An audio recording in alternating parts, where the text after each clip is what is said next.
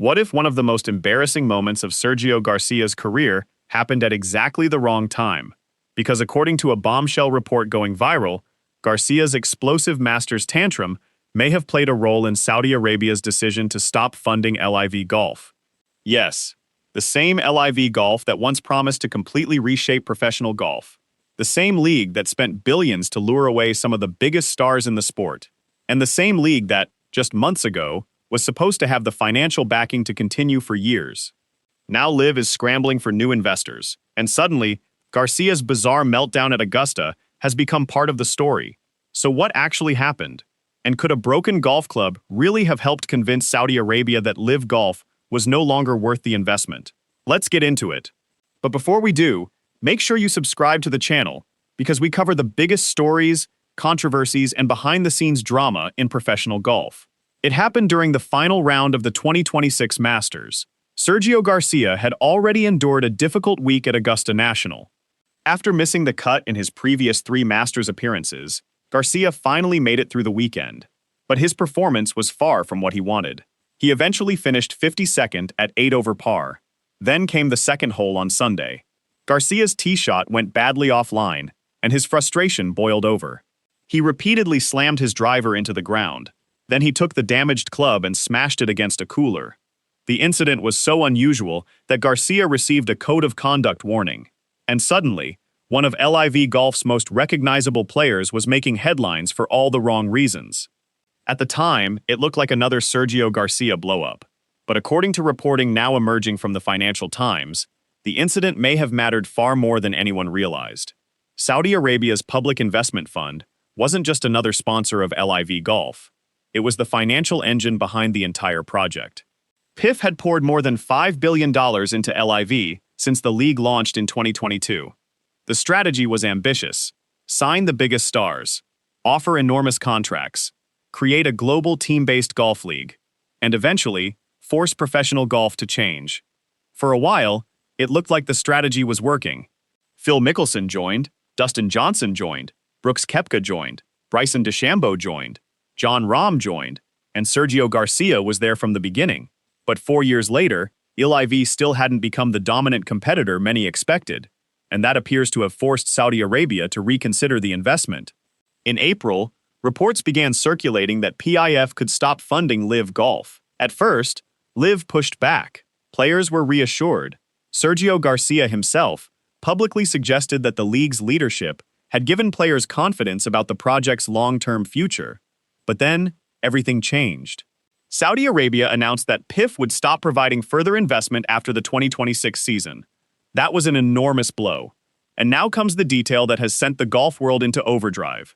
According to the Financial Times report, Yasir Al-Rumayyan, the powerful PIF governor who helped drive the LIV project, was reportedly influenced by his embarrassment over the sequence of events involving Garcia at Augusta.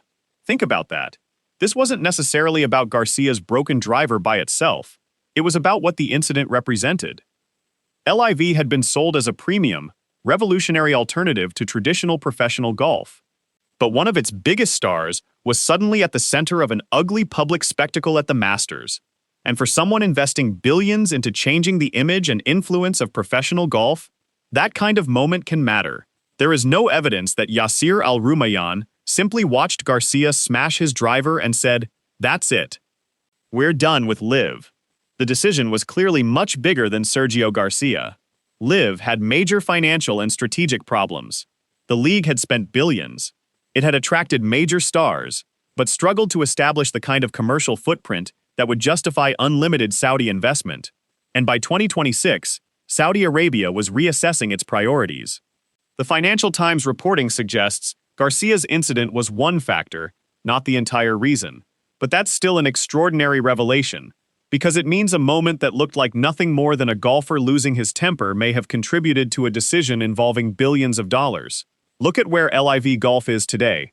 The league is no longer operating with the same Saudi financial safety net, and this week, LIV announced that it was ending its 2026 season early and canceling its planned team championship in Michigan. The league says the decision is designed to allow it to focus on its transition to new investors.